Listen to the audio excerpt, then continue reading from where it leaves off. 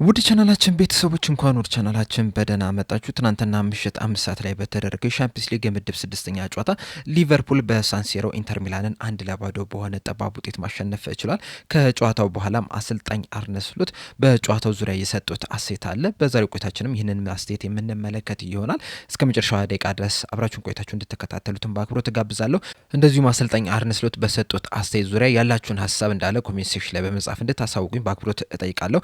ሰብስክራይብ ላይክ ሼር እያደረጋችሁም የቻናሉ ቤተሰብ እንድትሆኑ በአክብሮት ጋብዛለሁ። አሁን በቀጥታ ወደ ሰጡት አስተያየት የምንገባ ይሆናል። በመጀመሪያ አስተያየታቸውን የሰጡት ተጫዋቾቹ ባሳዩት ብቃት ላይ ነበርና በሰጡትም አስተያየት ከዚህ የበለጠ ምንም ልጠይቃቸው አልችልም። በጣም ድንቅ የሚባል እንቅስቃሴን ማድረግ ችሏል። በተለይ ደግሞ ይህ ጨዋታ በ10 ቀን ውስጥ ያደረግነው 4ኛ ጨዋታ ነው። እንደዚሁም ደግሞ በሊስ ጨዋታ ላይ 2 ጊዜ መርተን አቻ መውጣታችን አይዘነጋም። በተጨማሪም በቡድን ውስጥ የነበሩትን ተጫዋቾች ስንመለከት በፕሪሚየር ሊግም በሻምፒየንስ ሊግም ልምድ ያላቸው 13 ተጫዋቾች ብቻ ናቸው የነበሩንና እነዚህ ሁኔታዎች ውስጥ ሆነን እንደዚህ አይነት እንቅስቃሴ በማሳየታቸው በጣም ደስ ብሎኛል። በመከላከል ደረጃም በጣም ጠንካራ ነበርን። አንድ ቻንስ ብቻ ነበር ኢንተር ሚላኖችን ማግኘት ይቻሉት። ከዛ ውጭ ግን በጣም በጥሩ ሁኔታ መከላከል ችለናል። እንደዚሁም ደግሞ በማጥቃት ደረጃ ሁለተኛው አጋማሽ ላይ የተሻለን መንቀሳቀስ ችለናል። የተለያዩ አጋጣሚዎችን ማግኘት ችለን ነበር። በስተመጨረሻም እንግዲህ 86ኛው ደቂቃ ላይ በፔናልቲ ጎል ማስቆጠር ችለናል። ፔናልቲዋን ስንመለከት ግን ምናልባትም በፕሪሚየር ሊግ እየተጫወትን ብንሆን ኖሮ ይቺ ፔናልቲ ትሰጣለች ብዬ አልጠብቅም። ምክንያቱም እቺ ፔናልቲ ተብላ ከተሰጠች በዚህ ሲዝን ቢያንስ አንድ 10 ፔናልቲዎችን ማግኘት እንችል ነበርና ፔናልቲዋ ልክ ከመሆን ይልቅ ኢብራሂም ኮናቴ ያስቆጠራት ግብ መጽደቅ ነበረባት። ምክንያቱም ኢንቴንሽናል አልነበረም ያቺ በእጅ የተነካችውና በፕሪሚየር ሊግ ውስጥ ቢሆን ኖሮ ግብ ተብላ የመቆጠር እድሏ በጣም ከፍተኛ ነው የነበረው። ግን 1-0 ማሸነፋችን ካልቀረ ግን 38ኛው ደቂቃ ላይ አስቆጥረን 1-0 ከምናሸንፍ 86ኛው ደቂቃ ላይ ብናስቆጥረን እመርጣለሁ የሚል አስተያየትን ሰጥቷል። በመቀጠል አስተያየታቸውን የሰጡት ድሉን ተከትሎ ሊቨርፑል በሻምፒየንስ ሊግ 8ኛ ደረጃ ላይ መቀመጥ ችሏልና ይህ ድል ለዚህ ሲዝን ምን ያህል ትርጉም አለው የሚል ጥያቄን ተጠይቀው ነበር። በዚህ ዙሪያ በሰጡትም አስተያየት ይህ ድል ለእኛ በጣም ትልቅ ትርጉም ያለው ነው። ምክንያቱም አሁን ካለንበት ሁኔታ አንጻር ይህንን ድል ማግኘታችን ለእኛ ትልቅ ትርጉም ይሰጠናል። በእርግጥ አሁንም ሁለት ከባድ ጨዋታዎች አሉ ከፊታችን። በተለይ ሻምፒየንስ ሊግን በቀጥታ ማለፍ የምንፈልግ ከሆነ ወደ ቀጣይ ዙርም ማለፍ የምንፈልግ ከሆነ እነዚህን ሁለት ጨዋታዎች የግድ ማሸነፍ አለብን። እናም ይህንን ጨዋታ ማሸነፋችን ለእኛ ኮንፊደንሳችን ላይ በጣም ትልቅ የሚጨምረው ነገር አለ። በተለይ ደግሞ ኢንተር ሚላኖች አሁን ያሉበትን ፎርም ስንመለከተው በጣም ትልቅ ድል እንደሆነ ሁላችንም እንረዳለን። ነገር ግን ቀጣይ ሁለት ጨዋታዎችንም የግድ ማሸነፍ አለብን የሚል አስተያየትን ሰጥቷል። በመቀጠል አስተያየታቸውን የሰጡት በዚህ ሲዝን ትልልቅ የሚባሉትን ጨዋታዎች ማሸነፍ ይችላቸዋል አብዛኛውን ጨዋታ። ነገር ግን ደግሞ በትንንሽ ጨዋታዎች እየተቸገራችሁ ነው የሚገኙና ያለምን የሆነ ይመስላችኋል? እንደዚህ ውስጥ በቀጣይ ጨዋታዎች ውስጥ ወደ ፕሪሚየር ሊግ ተመልሳችሁ ጨዋታዎችን ማሸነፍ እንችላለን ብላችሁ ታስባላችሁ የሚል ጥያቄን ተጠይቀው ነበርና በሰጡትም አስተያየት በዚህ ሲዝን እንግዲህ በጣም የሚያስገርም ነገር ነው እየተፈጠረ የሚገኙ ግራም የሚያጋባ ነገር ነው። ምክንያቱም አርሰናልን ማሸነፍ ችለናል፣ ኒውካስል ዩናይትድን፣ አስቶን ቪላን፣ ሪያል ማድሪድን እንደዚሁም ደግሞ ኢንተርን ማሸነፍ ችለናል። አስቶን ቪላን ባሸነፍንባቸው ወቅት ተከታታይ ጨዋታዎችን ሳይሸነፉ ነበረ ወደኛ ጋር የመጡት። ነገር ግን እኛ ማሸነፍ ችለናልና በጣም የሚያስገርሙ ውጤቶች ናቸው እየተመዘገቡ የሚገኙት። በእርግጥ በዚህ ሲዝን ካደረግናቸው ጨዋታዎች ምናልባት 2 ወይ 3 ጨዋታዎችን ካልሆነ በስተቀር ሌሎችን ጨዋታዎች ማሸነፍ ይገባን ነበረ። ምክንያቱም ብዙ እድሎች አልተፈጠሩብንም። እኛ ደግሞ ብዙ እድሎችን መፍጠር ችለን ነበረ።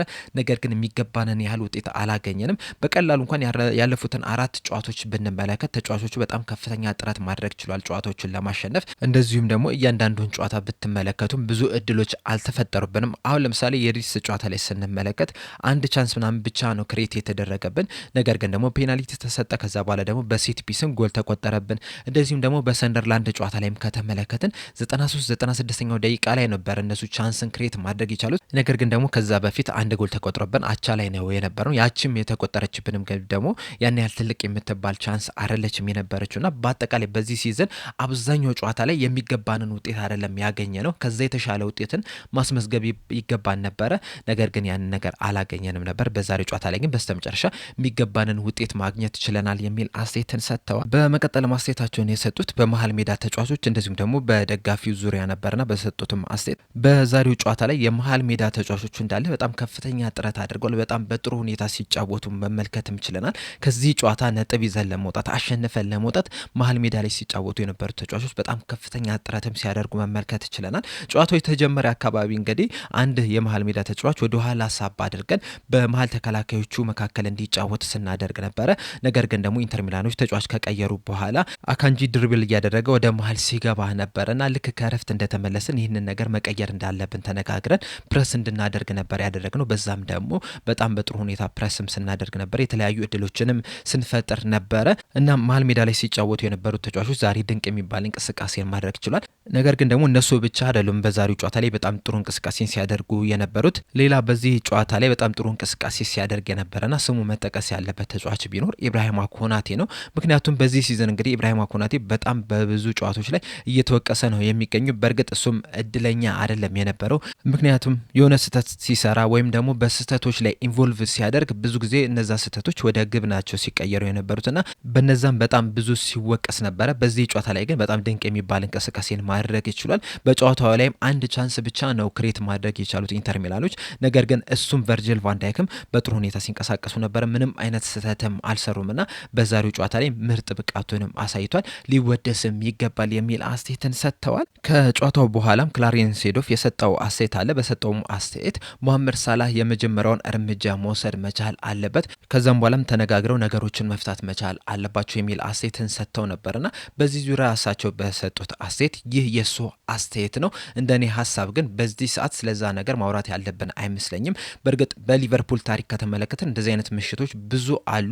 ነገር ግን ደግሞ በዚህ ሲዝን እያሳለፍነው ካለነው ነገር አንጻር ስንመለከተው የዛሬው ምሽት መሆን ያለበት እዚህ ስላሉ ተጫዋቾች ብቻ ነው። ስለ መሐመድ ሳላህ አርብ በሚኖር ጋዜጣዊ መግለጫ ላይ መጠየቅ አይቀርም።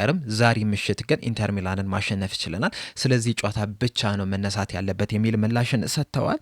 በሳቡዝ ላይ ዙሪያ በሰጡትም አስተያየት ሳቡዝ ላይን በዚህ ሲዝን የተለያዩ ጥያቄዎችን ጠይቀዋል፣ የተለያዩ ቦታዎች ላይ አጫውቻለሁ።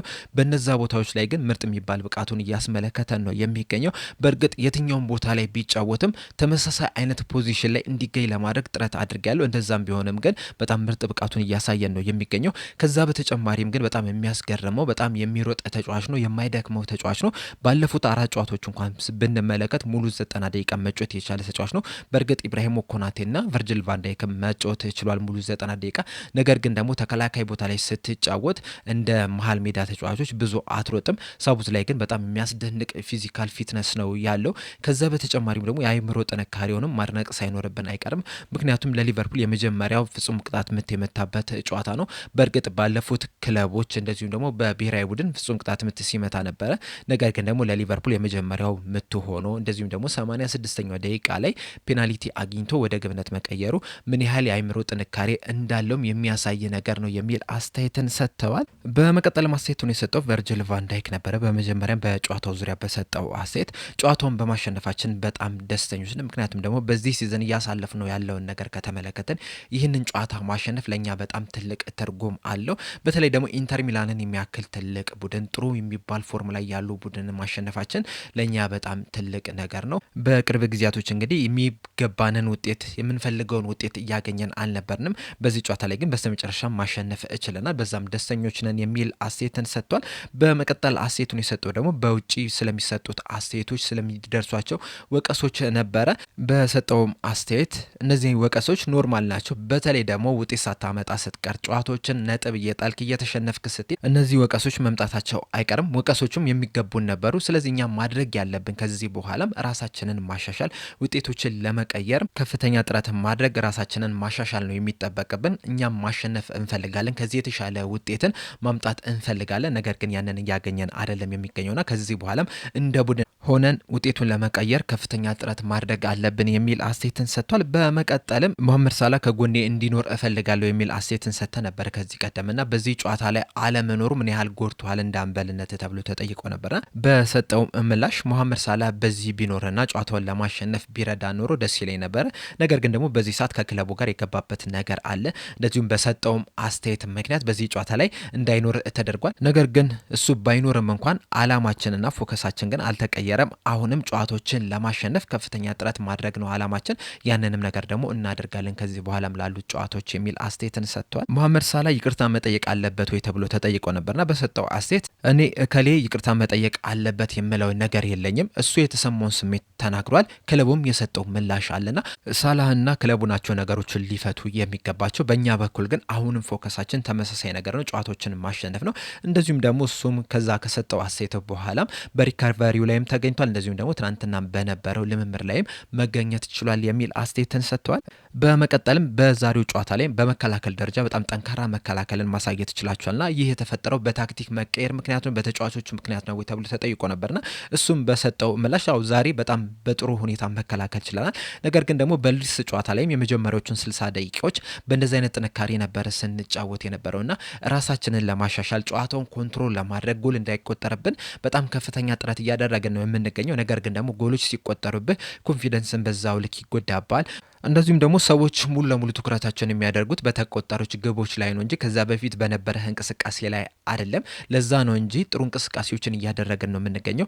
ራሳችንን ለማሻሻልም ጥረት እያደረግን ነው የምንገኘው። በዛሬው ጨዋታ ላይም መሀል ላይ የነበሩት ተጫዋቾች ራሱ ወደ ኋላም እየተመለሱ ሲያግዙንም ነበረ፣ በጣም ሲሮጡም ነበረ። ራያን ግራቨንበርክም ወደ ኋላ እየተመለሰ በኔና በኮናቴ መሀል እየገባም ኳሶችን ለማስጀመር እንደዚሁም ደግሞ ከተጋጣሚ ቡድን የሚመጡ ተጫዋቾችን ለመከላከልም ጥረትም ሲያደርግ ነበርና እንደ ቡድን በጣም በጥሩ ሁኔታ ስንንቀሳቀስ ነበረ የሚል ምላሽን ሰጥቷል። በመጨረሻም የተጠየቀው ደግሞ በቫር ውሳኔ ላይ ነበረ።